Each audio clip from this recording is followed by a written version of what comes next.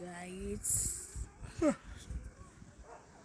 Guys guys म के भन्न आएको भने चाहिँ होइन उहाँ चाहिँ मेरो बुढो रविन्द्रप्रति मलाई धेरै माया गर्नुहुन्छ।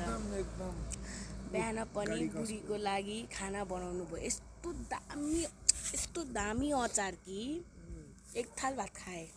अहिले पनि त्यस्तै बनाउनु भयो। कसको बुढाले बनाउँछ अनि भाँडा नि मोल्दिनु हुन्छ हाम्रो बुढाले। नखोक न बुढो, तारिफ गर्दा पनि खोक्नु पर्छ त।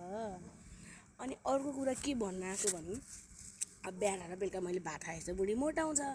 बुढी मोटाएपछि होइन यस्तो अब होइन हेल्दी हुनु पर्यो। त्यसको लागि भनेर चाहिँ मेरो बुढाले ल हिँड बुढी खाएर हिँड एकछिन घुम्नुपर्छ भनेर लिएर आउनु भएको यहाँ मलाई घुमाउनलाई।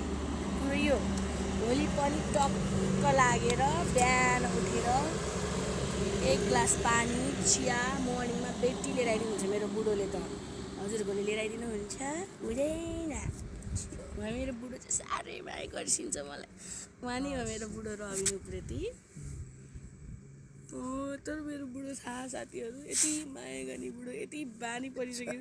अब एक हप्तापछि जान्छ फेरि म त के गर्ने होला। कसले पकाएर एन्जीलाई खाना दिन्छन्, कसले भाँडा मोलिदिन्छन्। साह्रै पिरमा परेछु। भनिदिनु साथीहरू सोल्युसन के गर्ने हो म।